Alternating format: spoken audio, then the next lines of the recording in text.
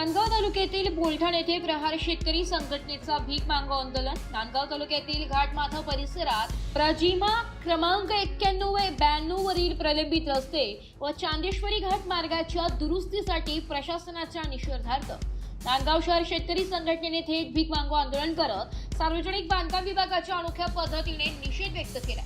नांदगाव तालुक्यातील बोलठाण येथे प्रहार शेतकरी संघटनेने भीक मागो आंदोलन केले।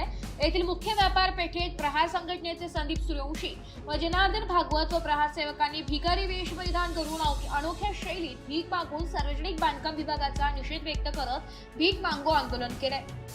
घाटमाथ्याच्या प्रजिमा क्रमांक 91-92 या रस्ते मार्गावरील पिनकेश्वर ते जातेगाव ते लोढरा, बोलठाण ते रोहिला व ढेकू ते चंदनपुरी प्रलंबित रस्ते मार्गाची मोठ्या प्रमाणावर दुर्दशा झालेली आहे, तर काही ठिकाणी रस्ता शिल्लक राहिलेला नाही। या मार्गातील प्रसिद्ध चांदेश्वरी घाट मार्गाची दुरवस्था असून तीव्र उतार कमी करून रस्ता रुंद करावा, तसेच घाटात अवघड ठिकाणी रस्त्यावर मोठमोठे खड्डे पडतात, त्या ठिकाणी तात्काळ दुरुस्ती करून पक्का रस्ता करणे गरजेचे असताना या सर्व बाबींकडे पूर्ण दुर्लक्ष केल्याचा आरोप यावेळी प्रहारने केलाय। सार्वजनिक बांधकामाला वारंवार निदर्शनास आणून देऊन सुद्धा निधी नसल्याच्या नावाने नागरिकांना खड्डेमय प्रवास करावा लागतोय। याच्या निषेधार्थ प्रहार शेतकरी संघटनेच्या तालुकाध्यक्ष संदीप सूर्यवंशी यांच्या नेतृत्वात भीक मागो आंदोलन करण्यात आले।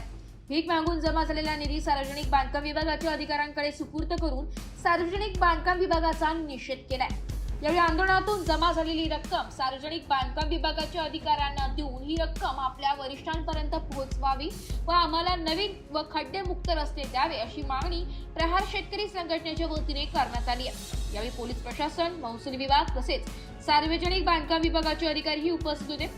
लवकरच प्रलंबित व दुरुस्तीचे कामे सुरू होईल असे यावेळी सार्वजनिक बांधकाम विभागाच्या अधिकाऱ्यांकडून लेखी पत्राद्वारे सांगण्यात आले।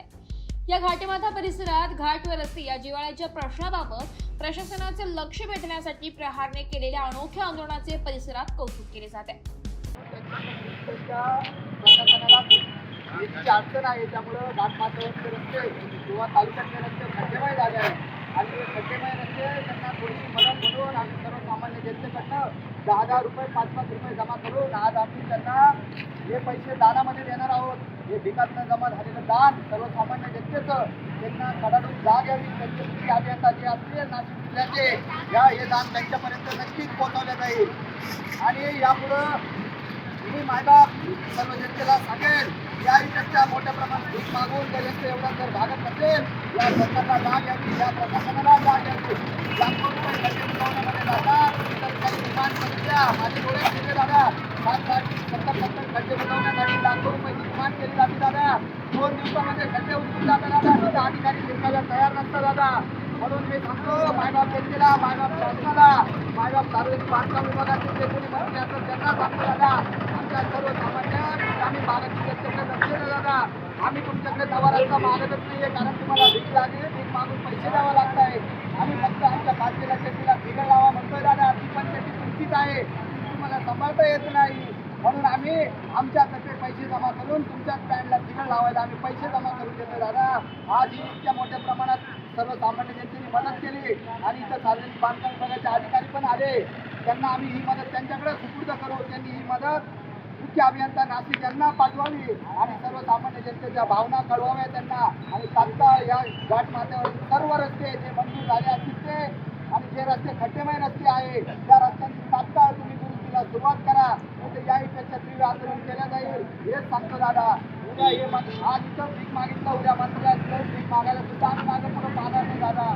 आणि तुम्हाला आम्ही निवेदन दिले, या जनतेच्या भावना शासनाची त्याची तीव्रता कळवा शासनाला दादा।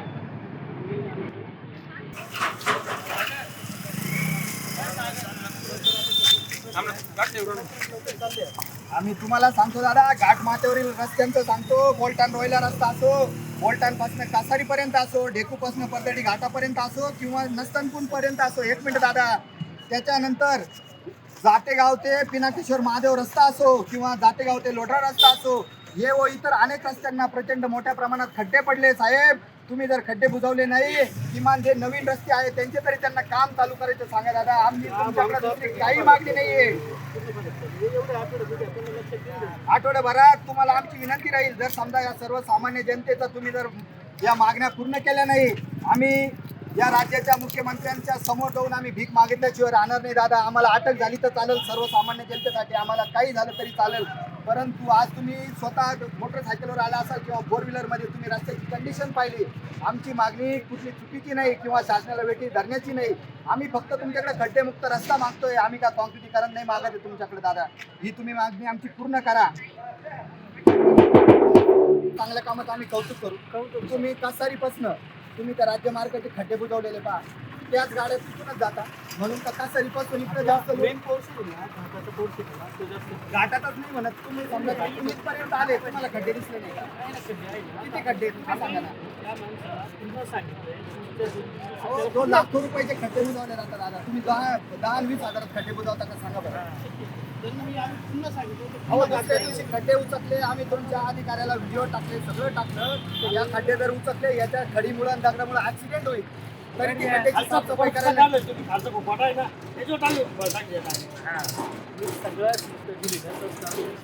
त्याला आम्ही पुन्हा भरायला लावणार, सगळे खड्डे पुन्हा भरायला लावणार. आता ही रक्कम या सन्माननीय मंत्री महोदयांना आणि सार्वजनिक बांधकाम विभाग नाशिकच्या मुख्य अभियंता असो, कार्यकारी असो, कोणी असो, ही रक्कम त्यांना आमच्या महाराष्ट्र बँकेने जमा केलेली रक्कम जमा करा अशी तुम्हाला आम्ही विनंती करतो. आमची काही मोठी मागणी नाही. खड्डे नका बुजू, पण हे पैसे दिले हे तर घ्या तुम्ही. या दादा, ही सगळी रक्कम आम्ही तुम्हाला देतो, तुम्ही त्यांना सुपूर्द करा दादा.